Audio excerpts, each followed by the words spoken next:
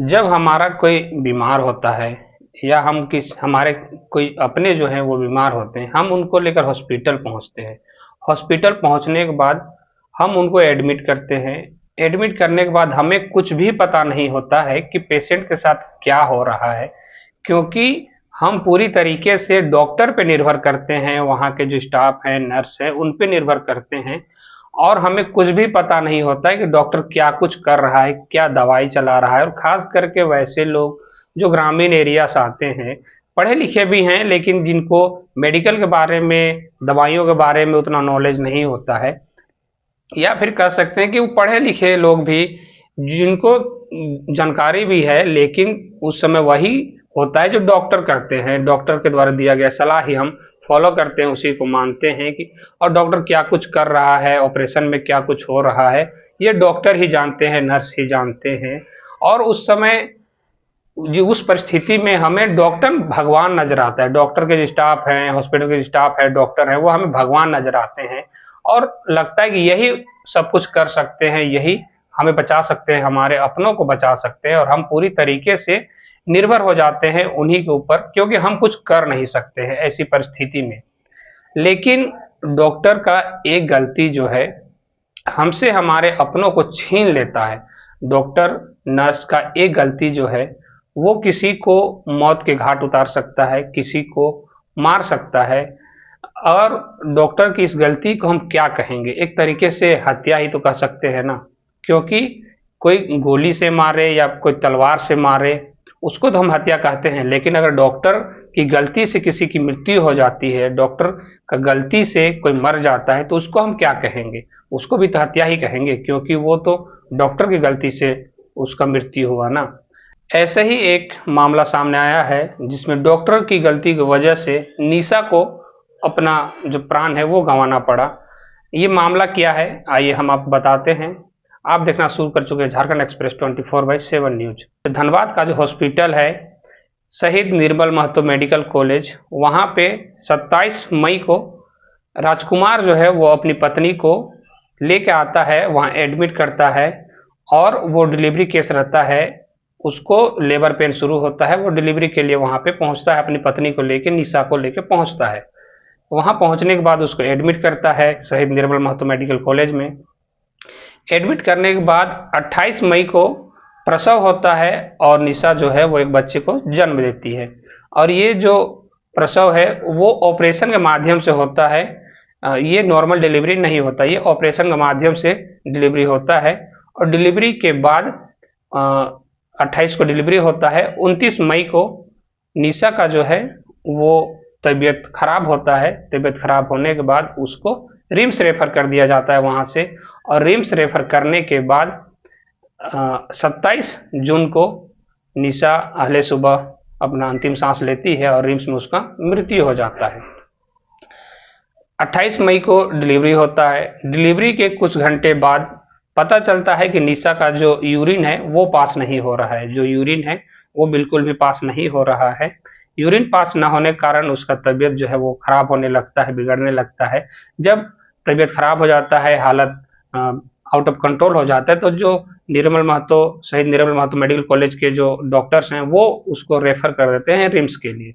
जब रिम्स लेके पहुंचते हैं परिजन, तो यहाँ जांच में पता चलता है कि निशा के अंदर पेट में ही प्रसव के बाद जो उसको बाहर निकालना चाहिए था, प्लेसेंटा को, उसको डॉक्टरों ने बाहर ना निकाल के उसको अंदर ही छोड़ दिया है। और उसी वजह से निशा की जो तबीयत है वो खराब हो जाती है और जो यूरिन जो है, वो जो पेशाब जो है वो पास नहीं हो पा रहा है। और इसी वजह से उसका जो तबीयत है वो बिगड़ जाता है। अब ये प्लेसेंटा क्या है? प्लेसेंटा वो होता है जो प्रसव के बाद बच्चे के साथ ही वो बाहर आता है, यदि वो नॉर्मल डिलीवरी होता है तो। लेकिन यदि ऑपरेशन के माध्यम से डिलीवरी होता है तो उसको डॉक्टरों के द्वारा उसको बाहर निकालना होता है। डॉक्टर के द्वारा उसको बाहर निकाला जाता है। ये प्लेसेंटा जो है वो बच्चे और माँ के बीच में एक कड़ी का काम करता है, जिससे कि बच्चे को ऑक्सीजन, जितना भी पोषण जो भी मिलना चाहिए बच्चे को, वो प्लेसेंटा के माध्यम से जुड़ा हुआ रहता है माँ से, और वो बच्चे को मिलता है। और वो डिलीवरी के बाद वो बाहर आना चाहिए था और बाहर निकालना चाहिए था डॉक्टरों को। लेकिन डॉक्टर जो हैं वो ऑपरेशन के बाद उसको अंदर ही छोड़ देते हैं। और उसको बाहर नहीं निकालते हैं। इसी कारण से जो निशा है उसके जो यूरिन है वो पास नहीं हो पाता है, पेशाब जो है वो पास नहीं हो पाता है और उसका तबीयत जो है वो खराब होने लगता है और उसको वहां से तबीयत खराब होता है, उसका हालत खराब होता है, उसको रिम्स रेफर कर दिया जाता है। और लगभग 1 महीने के बाद, प्रसव के 1 महीने के बाद 27 जून को सुबह सुबह निशा जो है रिम्स में अंतिम सांस लेती है और वो अपना दम तोड़ देती है। अब इसमें आप पूछ सकते हैं, कह सकते हैं कि इसमें आखिर गलती किसका है। तो इसमें साफ दिख रहा है कि जो गलती है वो शहीद निर्मल महतो कॉलेज के जो डॉक्टर हैं, जो नर्स हैं, जो स्टाफ हैं, उनका गलती है कि ऑपरेशन के बाद जिसको बाहर निकालना चाहिए था उसको वो बाहर नहीं निकाले और उस वजह से निशा को अपना प्राण गंवाना पड़ा। और कह सकते हैं कि एक बच्चे जो अभी अभी पैदा हुआ है उसको अपनी माँ को खोना पड़ा।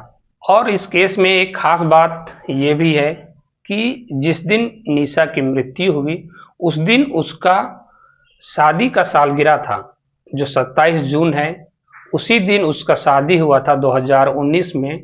2019 में 27 जून को ही निशा का शादी हुआ था, 27 जून को उसका सालगिरह था और सालगिरह के दिन ही उसका मृत्यु होता है।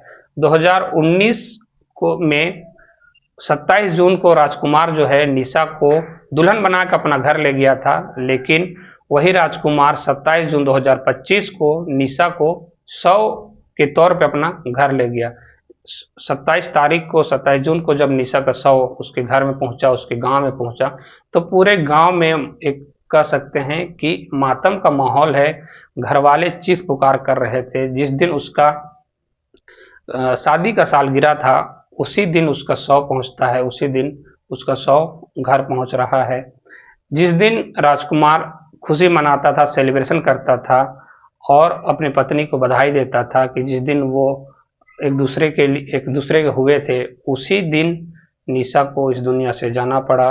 और कह सकते हैं कि राजकुमार के लिए 27 जून जो है वो अब एक काला अध्याय बन चुका है, क्योंकि उस दिन उसका सालगिरह था और उसी दिन निशा का मृत्यु हुआ। 27 जून को निशा की मृत्यु हुआ, जिस दिन उसका सालगिरह था। शहीद निर्मल महतो मेडिकल कॉलेज के डॉक्टरों की गलती की वजह से निशा को अपना प्राण जो है वो गंवाना पड़ा और रिम्स में रेफर करने के बाद, रिम्स में एडमिट करने के बाद भी इसको ठीक नहीं किया जा सका और निशा की तबीयत जो है वो निरंतर खराब होते चली गई और उसके बाद जो है 27 जून को निशा की मृत्यु हो गई। अब इसमें यही सवाल है कि आखिर गलती किसकी है।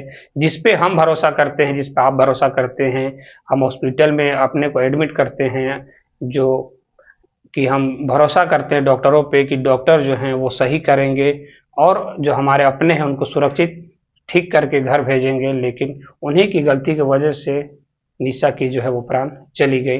अब इसमें क्या कुछ होता है, क्या जांच होता है, ये तो जांच का विषय है। इसमें कुछ कानूनी कार्रवाई हो पाता है या नहीं, ये तो जांच का विषय, बाद में पता चलेगा। क्या कुछ होता है हम आपको अपडेट देते रहेंगे और कमेंट करके अवश्य बताएं कि इसमें आखिर गलती किसका है और आप क्या सोचते हैं इस विषय में। आप बने रहिए हमारे साथ और देखते रहिए झारखंड एक्सप्रेस 24/7 न्यूज।